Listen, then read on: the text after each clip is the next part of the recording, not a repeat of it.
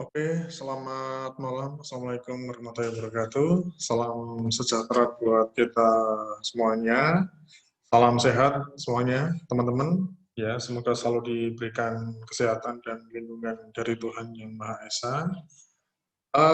Oke, ini selamat datang ya kembali di semester baru. Dan ini mungkin buat teman-teman yang mengikuti perkuliahan sekarang sudah masuk ke semester-semester akhir ya. Jadi beberapa saat lagi insya Allah nanti akan segera lulus ya. Ini semester 7 ya kalau tidak salah. Kemudian setelah ini masuk ke semester 8, masuk ke skripsi ya teman-teman ya.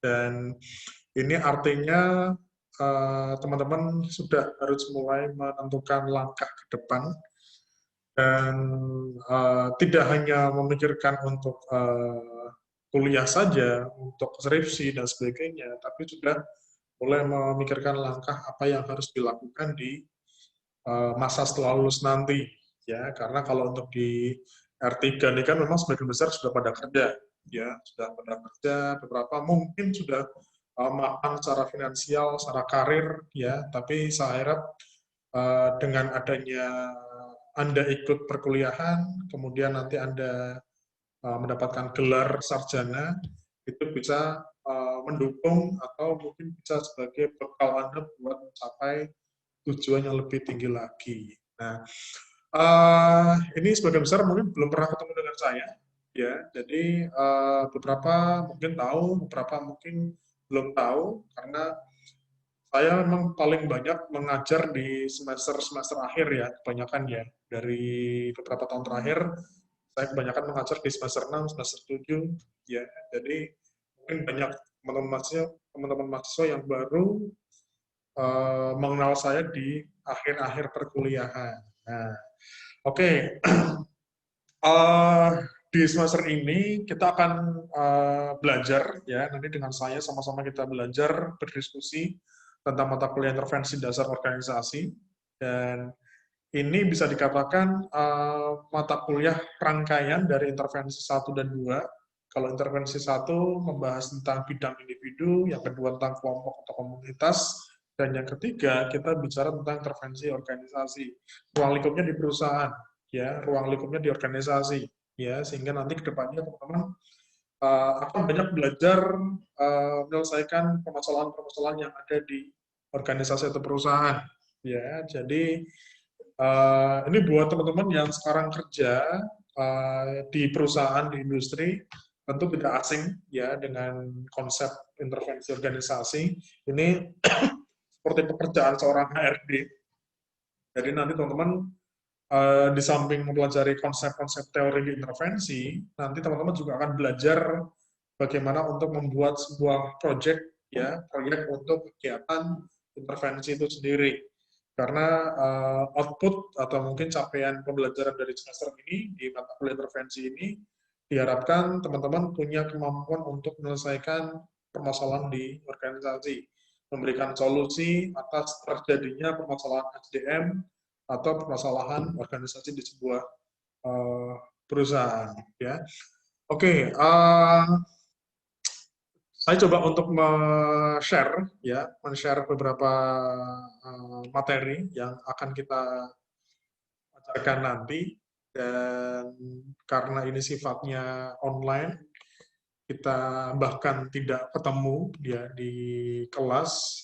Nanti sebisa mungkin saya akan coba untuk tetap intens ya, untuk memberikan beberapa materi, baik itu di WhatsApp group ya, ataupun secara Google ya, Google Zoom, Google Meet ya maksud saya. Oke, untuk pertama yang mungkin akan saya sampaikan ya, ini saya coba untuk memberikan konsep cara umum dulu terkait dengan intervensi dasar 3 organisasi.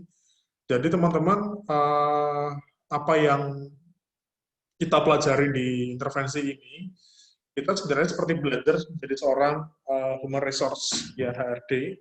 Bagian HRD tentu bagian yang tidak asing buat teman-teman.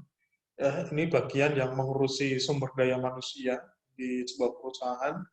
Disebut HRD, bisa disebut bagian kepegawaian, bisa disebut bagian SDM, personalia, ya tergantung masing-masing perusahaannya. Ya, oke.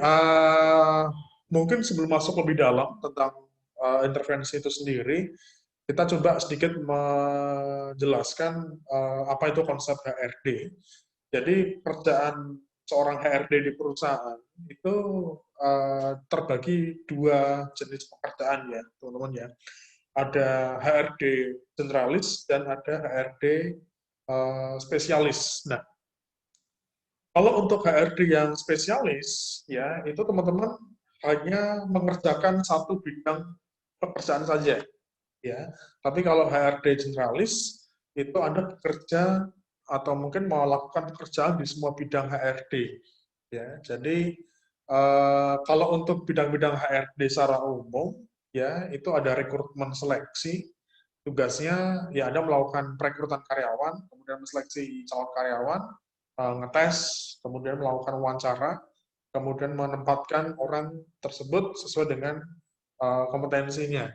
Kemudian ada bagian personal itu lebih ke administrasi ya, lebih mengurusi soal absensi, soal lembur, ya, soal BPJS, ya asuransi dan sebagainya, kontrak kerja karyawan. Jadi akan banyak melihat data dan kalau pekerjaan di personalia itu kan banyak berurusan dengan tabel ya, data-data karyawan di perusahaan. Ya. Kemudian ada bagian pelatihan dan pengembangan. Ini bagi yang kemarin pernah mengambil mata kuliah pelatihan. Konsepnya kalau di bagian pelatihan pengembangan, teman-teman akan melakukan kegiatan pelatihan, bikin program ya pengembangan karyawan, kemudian menyajikan atau mungkin mengajar seperti itu, ya kemudian melakukan evaluasi secara kontinu, ya. Kemudian ada bagian pengembangan organisasi. Nah, bagian inilah yang nanti akan kita diskusikan di intervensi dasar 3 ini. Ini bagian atau mungkin unit yang sekarang jadi penting ya buat pengembangan di organisasi, di perusahaan. Memang di Jogja saya kira mungkin belum banyak beberapa perusahaan yang fokuskan diri ke pengembangan organisasi, karena kita tahu bahwa sebuah perusahaan, organisasi, apalagi yang perusahaan swasta, itu harus terus berkembang, mengikuti perkembangan zaman, dan si perusahaan, si owner, dituntut harus peka sama situasi yang ada di luar sana. Karena memang riskan ya ketika perusahaan, organisasi, lokasi usaha misalnya, kalau nggak bisa mengikuti perkembangan zaman, nggak bisa mengikuti arus globalisasi, teknologi, dan sebagainya, itu bisa saja kolaps. Ya. Dan sekarang mungkin udah banyak contohnya ya di masa pandemi ini, masa COVID ya, beberapa perusahaan yang tidak sanggup untuk menyesuaikan kondisi akhirnya ambruk ya, kolaps ya, beberapa karyawan di PHK. Tapi di sisi yang lain, beberapa perusahaan yang sanggup untuk menyesuaikan keadaan, sanggup untuk menyesuaikan kondisi yang ada di global, itu bisa stabil sampai sekarang. Ya, jadi intinya kalau di intervensi organisasi, teman-teman nanti akan banyak mempelajari beberapa permasalahan di organisasi, di perusahaan. Nah, ini sebenarnya bisa untuk prospek skripsi ya, teman-teman ya. Kalau teman-teman yang ngambil skripsi di PIO, ini juga sekaligus bisa sebagai media untuk mempelajari beberapa konteks permasalahan yang sekarang lagi update ya di perusahaan, di karyawan.